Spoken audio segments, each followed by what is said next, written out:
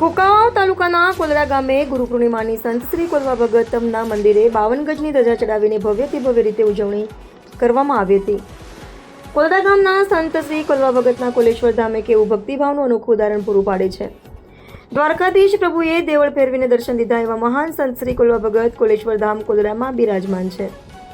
આ ધજા મહોત્સવના યજમાન બકુલભાઈ રમણીકભાઈ ભટ્ટ તેમજ અમર ડેરીના પ્રોડક્શન મેનેજર ચૈતન્યભાઈ બકુલભાઈ ભટ્ટ ગામ અમરેલી દ્વારા 52 ગજની ધજા સંત શ્રી કોલવા ભગતના મંદિરે ચડાવવામાં આવી હતી. કોલડા ગામના છગનભાઈ બાવાભાઈ વઘાસિયાના નિવાસસ્થાનેથી 52 ગજની ધજાની પૂજન વિધિ કરીને આખા કોલડા ગામમાં વાજતે ગાજતે શોભાયાત્રા કાઢવામાં આવી હતી. આ શોભાયાત્રામાં મોટી સંખ્યામાં ભાવિ ભક્તો તેમજ સાધુ સંતો જોડાયા હતા.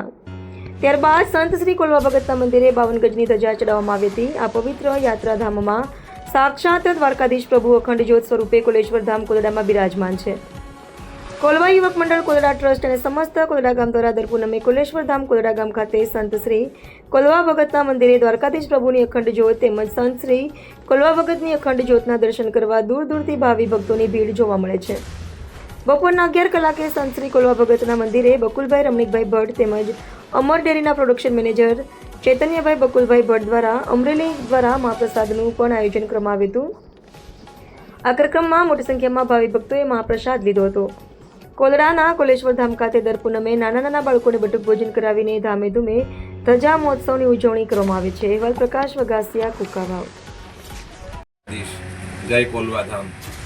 મારું નામ આનંદભાઈ ભટ્ટ અને આજે કોલવા ભગતની જગ્યાની અંદર અમારા અમરેલીના ભટ્ટ પરિવાર એટલે બકુલભાઈ રમણીકભાઈ ભટ્ટ પરિવાર દ્વારા આજે ધજાજીનો મહોત્સવ યોજ્યો.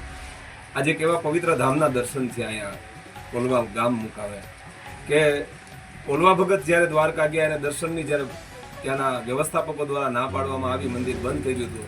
એમ કહેવાય છે કે દ્વારકાધીશે એનું ઉગમ નથું, એનું દ્વાર આથમણું કરી નાખ્યું અને કોલવા ભગતને દર્શન દીધા. આવા પવિત્ર બ્રહ્મ સંત કહેવાય, આવા બ્રહ્મર્ષિ કોલવા ભગતની આ ભૂમિ અને અહીંયા દર્શન ખરેખર પાવન એટલા માટે કહેવાય છે કે ત્યાંથી શંકરાચાર્ય પ્રભુએ એમને જ્યોત આપેલી કોલવા ભગતને. એ જ્યોત છે એ દ્વારકાની ધજાની જેમ જે દિશામાં ધજા ફરકે એ દિશામાં જ્યોત પ્રગટે છે અને એવી જે કોલવા ભગતની અહીંયા જ્યોત પ્રગટે છે જે વર્ષોથી છે એ જ્યોત છે સ્થિર છે. એમની બાજુની જ્યોત છે એ દ્વારકાના ધજાજી પ્રમાણે એ દિશાઓ પકડે છે.